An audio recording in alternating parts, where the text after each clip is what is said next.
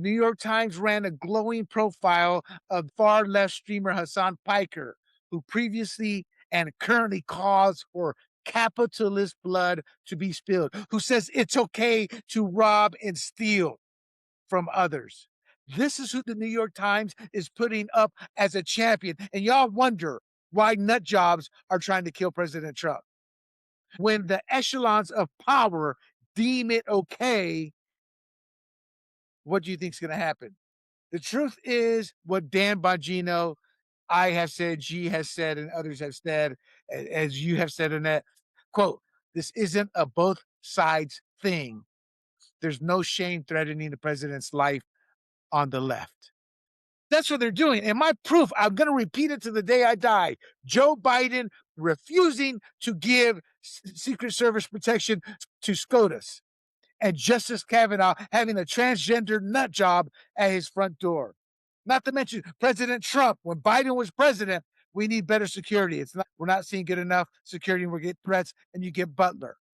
The Democrats believe it's okay to wish death on the president. And as G said early on, some of the headlines, Trump fell down at the White House Correspondents' Dinner. We saw that with Butler. Trump fell down.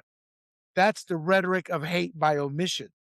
They refuse. It's also a situation where when Trump ended something or got the peace, there's like 30 posts from Democrat politicians who are elected to Congress refusing to thank Trump for making it happen, instead just saying, oh, it's a good thing to happen. That's the rhetoric and the hate we get from the left, a lack of acknowledgement. So, G, where do you stand on the question, has the left's rhetoric become so extreme that it is normalizing political violence?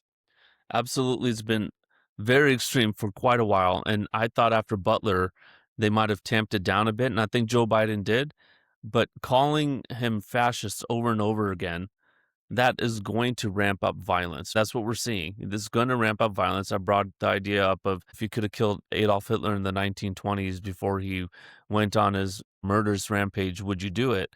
So a lot of people are thinking that way right now. They think Trump is just like Hitler, which there's not even a comparison, and it's a disservice to the Jews to even say anything remotely like that. So it is normalizing it, and I think a lot of these people out there are trying to take matters into their own hands. Some of these reporters and late night talk shows saying, if you're a reporter and you're going into that room and just pretending everything's normal with the president, you're not doing your job. That's what they're saying openly. So what do they say behind closed doors? What are they saying in the newsrooms? They're saying you can't print that because that's positive about the president. Oh, this guy over here, he has some goods on Trump and Epstein. You should print that. Well, there's no evidence, sir. We'll just print it anyways, because if you say it, it's out there and people talk about it. So the left is normalizing it. And then they say both sides, both sides. That's what's happening. The media is saying both sides, and the left's like, yeah, see, it's the Republicans too. Then you get in this situation where you're like, wait, you went to like years ago and you got to take this thing out of context. Hey, everybody, this is William Del Pilar, founder of Grumblings Media, and I want to say thank you for watching our content. If you want to support our